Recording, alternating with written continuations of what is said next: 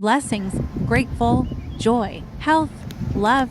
Count your blessings. Blessings are not just the good things that happen to us, they're the divine grace that we receive when we're in alignment with our true selves and purpose.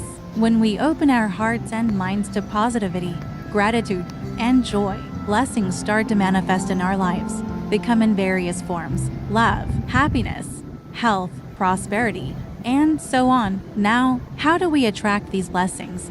Firstly, let go of negativity and cultivate a positive mindset.